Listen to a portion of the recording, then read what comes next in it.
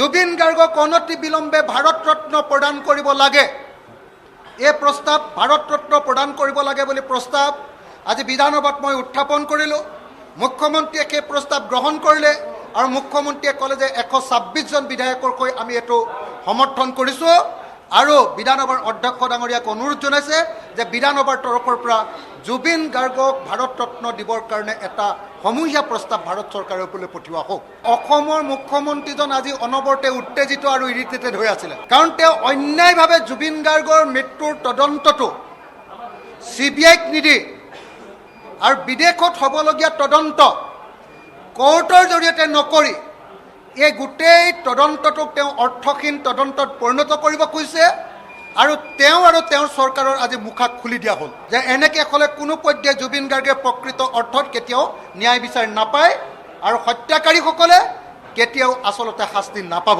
আজি মুখ্যমন্ত্ৰীয়ে আমাৰ দাবী অনুসৰি BNS আৰু BNSS 2023 এটা দফা গাবৰ কাৰণে এটা দফা পাঠ কৰি দিবৰ কাৰণে আজি মুখ্যমন্ত্ৰীক আমি বাধ্য কৰিছোঁ। তেওঁ যে অন্যায় কৰিছে জুবিন গাৰ্গৰ প্ৰতি সেইটো আজি প্ৰমাণিত কৰিছোঁ আৰু মুখ্যমন্ত্ৰীক আমি একদম অস্বস্তিত পেলাই তেওঁক ঘাম উলিয়াই দিবৰ কাৰণে বাধ্য কৰিছোঁ। বিধানসভাৰ ইতিহাসৰ এটা অত্যন্ত গুৰুত্বপূৰ্ণ মহত্বপূৰ্ণ দিন। আমি প্ৰথমবাৰৰ কাৰণে মোৰ MLA জীৱনৰ প্ৰথমবাৰৰ কাৰণে এটা এডজৰ্ণমেণ্ট মোচন সভাস্থগিত প্ৰস্তাৱ প্ৰথমবাৰৰ কাৰণে গৃহীত হৈছে আৰু তাৰ ওপৰত আলোচনা হৈছে। আজি আমি বিৰোধী পক্ষই 4টা দলে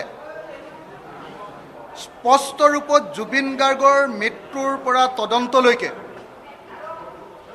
এই সমগ্ৰ প্ৰক্ৰিয়াটোত চলি থকা অনীতি অনিয়ম অবৈধ কাম কাজ আৰু প্ৰকৃত বিচাৰ যে হোৱা নাই আৰু জুবিন গাৰ্গে যে প্ৰকৃত ন্যায় নাপায় এটাকৈ ইয়াৰ আইনগত দিশবিলাক, ইয়াৰ পলিচিগত দিশবিলাক আৰু ইয়াৰ যিবিলাক মানে প্ৰেক্টিকেল দিশবিলাক এই আটাইবিলাক দিশ আমি আঙুলিয়াই দেখুৱালোঁ। আজি আপোনালোকে নিশ্চয় দেখিছে যে অসমৰ মুখ্যমন্ত্ৰীজন আজি অনবৰতে উত্তেজিত আৰু ইৰিটেটেড হৈ আছিলে, কাৰণ তেওঁ অন্যায়ভাৱে জুবিন গাৰ্গৰ মৃত্যুৰ তদন্তটো CBIক নিদি আৰু বিদেশত হ'বলগীয়া তদন্ত কোৰ্টৰ জৰিয়তে নকৰি এই গোটেই তদন্তটোক তেওঁ অৰ্থহীন তদন্তত পৰিণত কৰিব খুজিছে আৰু তেওঁৰ চৰকাৰৰ আজি মুখা খুলি দিয়া হ'ল যে এনেকৈ হ'লে কোনো পধ্যে জুবিন গাৰ্গে প্ৰকৃত অৰ্থত কেতিয়াও ন্যায় বিচাৰি নাপায় আৰু হত্যাকাৰীসকলে কেতিয়াও আচলতে শাস্তি নাপাব। আজি আপোনালোকে দেখিছিলে আজি মুখ্যমন্ত্ৰীয়ে আমাৰ দাবী অনুসৰি BNS আৰু BNSS 2023 এটা দফা গাবৰ কাৰণে এটা দফা পাঠ কৰি দিবৰ কাৰণে আজি মুখ্যমন্ত্ৰীক আমি বাধ্য কৰিছোঁ। আজি আমি মুখ্যমন্ত্ৰীক বাধ্য কৰিছোঁ যে জুবিন গাৰ্গৰ মৃত্যুৰ পাছত জুবিন গাৰ্গক অনতি বিলম্বে ভাৰত ৰত্ন প্ৰদান কৰিব লাগে। এই প্ৰস্তাৱ ভাৰত ৰত্ন প্ৰদান কৰিব লাগে বুলি প্ৰস্তাৱ আজি বিধানসভাত মই উত্থাপন কৰিলোঁ।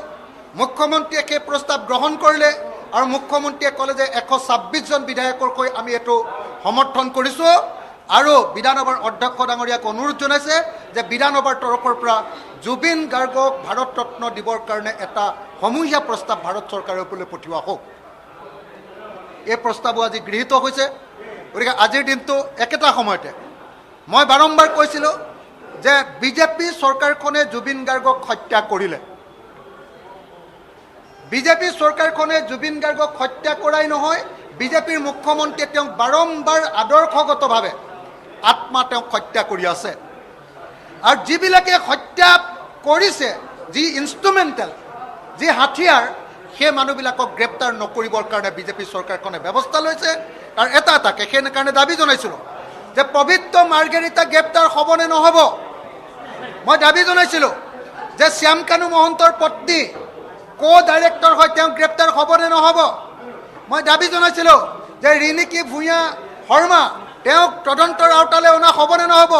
মই দাবী জনাইছিলোঁ ইয়াতখনৰ কেপ্টেইনক তদন্তৰ আওতালৈ আনিব লাগিব। প্ৰত্যেকটো কথা আজি লিপিবদ্ধ কৰোৱা হৈছে আৰু চৰকাৰক বাধ্য কৰোৱা হৈছে প্ৰত্যেকটো কথাৰ ওপৰত উত্তৰ দিবলৈ।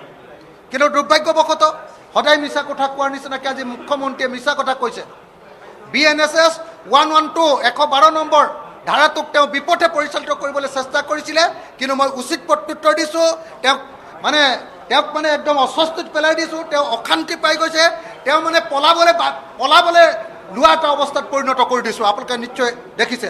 সাধাৰণতে মুখ্যমন্ত্ৰীয়ে 2 ঘণ্টা ভাষণ দিয়ে, কাকো ক'বলৈ নিদিয়ে, তেওঁ নিজৰ কথাবিলাক কৈ থাকে, সদায় বা লয়।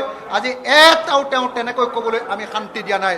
তেওঁ যে অন্যায় কৰিছে জুবিন গাৰ্গৰ প্ৰতি, সেইটো আজি প্ৰমাণিত কৰিছোঁ। আৰু মুখ্যমন্ত্ৰীক আমি একদম অস্বস্তিত পেলাই তেওঁক ঘাম উলিয়াই দিবৰ কাৰণে বাধ্য কৰিছোঁ। মই আনকি আপোনালোকে নিশ্চয় দেখিছে, আপোনালোকে আজি মুখ্যমন্ত্ৰী কেনেকুৱা অস্থিৰ হৈ আছিলে।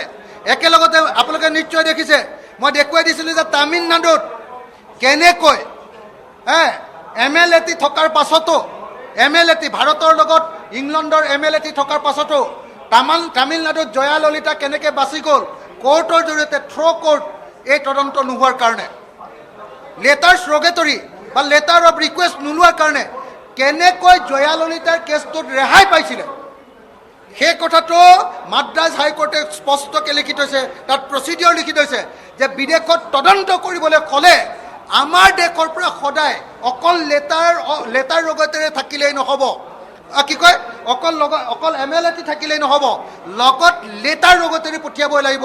আৰু লেটাৰ ৰগতেৰীৰ জৰিয়তে নাহিলে মানে কোনো পধ্যে যাতে সেই কেছটো যাতে কেতিয়াও নহয়, কোৰ্টত কেতিয়াও এডমিছিবল বুলি যে কৈ দিছে, এই কথাটো মই দাঙি ধৰিছিলোঁ আৰু মুখ্যমন্ত্ৰীয়ে তাৰ উত্তৰ দিবলৈ সক্ষম হোৱা নাছিলে। সেইকাৰণে আজিৰ দিনটো জুবিন গাৰ্গৰ ন্যায়ৰ ক্ষেত্ৰত এটা মাইলৰ খুঁটি আৰু এনেকৈ আলোচনা কৰিবলৈ সুযোগ লাভ কৰাৰ কাৰণে মই ধন্যবাদ জনাইছোঁ। ধন্যবাদ।